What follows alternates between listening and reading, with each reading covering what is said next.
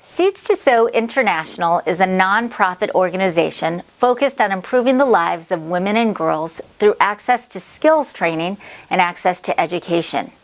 We currently have programs running in 3 subsistence farming villages in Kenya where girls are typically married by about 12 or 13, which then prevents them from being able to attend secondary school and prevents them from learning skills that will help them to earn an income and support their families. Our programs support women and girls in a couple of different ways. We have a sewing program, which is our flagship program, that teaches women how to sew. Sewing is typically a man's profession. Women are usually very nervous about learning a skilled trade such as sewing. So we teach women how to sew a very simple product initially to help them gain confidence and earn some income. This product is called the Anki Tang bag. And the Anki Tang bag is a cloth wrapping bag, and it's made from donated fabrics from people here in America. The product itself is upcycled. And since it's a very simple pattern, women learn how to sew this relatively quickly. And the income from one of these bags is more than they might earn in 3 or 4 days of doing odd jobs like selling vegetables that they might grow, or washing clothes, or helping to farm the land. So the income is meaningful. This is the first product that they learn how to make, and with the income they earn, they're then able to feed their families, send their children to school and pay for school tuition. They're also able to then invest in other income generating opportunities. Our program manager, Maggie Kimaru, will help the women open up a bank account. Oftentimes, this is the first bank account that their family has ever had. And they learn how to start saving. With that savings, we then work with them on what they might want to do when they graduate from our programs. So we'll help them set aside a little bit of money so that when they do graduate, they are in a position to then invest in a sewing machine, perhaps some cows that they can then milk. That milk can be sold. Our goal really is to have the women in our program become self-sustaining and be able to generate income in addition to sewing. Another one of our projects following the initial Anki Tang bag is the program where they go on to sew other product using locally sourced fabric. One of the things we teach our women to do when we work with them on is to go out into the market and purchase some of the fabric that is native to Kenya. This is called kitenge.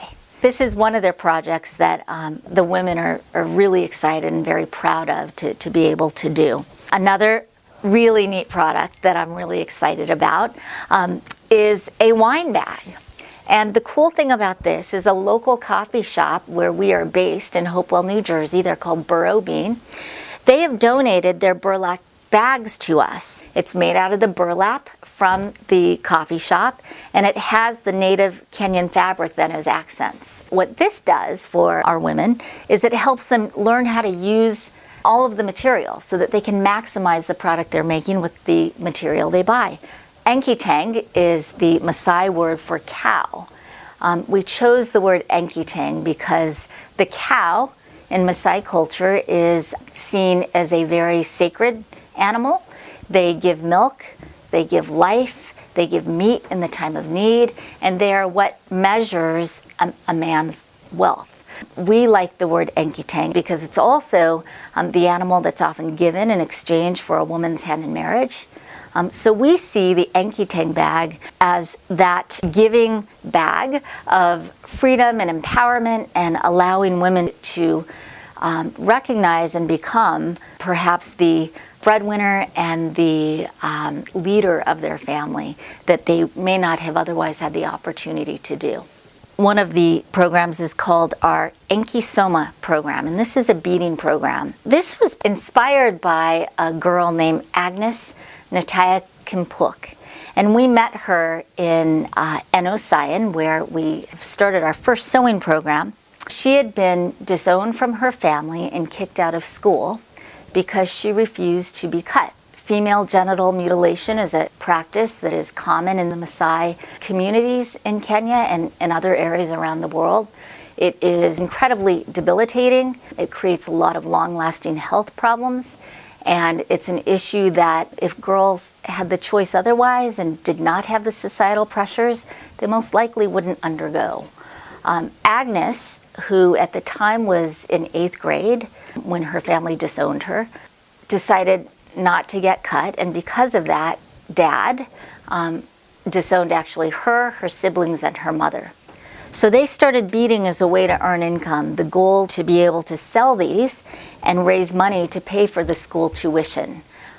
In Kenya, like many other parts of the world, public education only goes through grade school. And then after that, secondary education, there is a tuition base that if you don't have the money to pay for it, you don't go to school. In a short amount of time, we sold her wristbands and we were able to fund a semester of school for her. Following that, we thought, wow, this is a great idea, and decided to turn it into a formal program.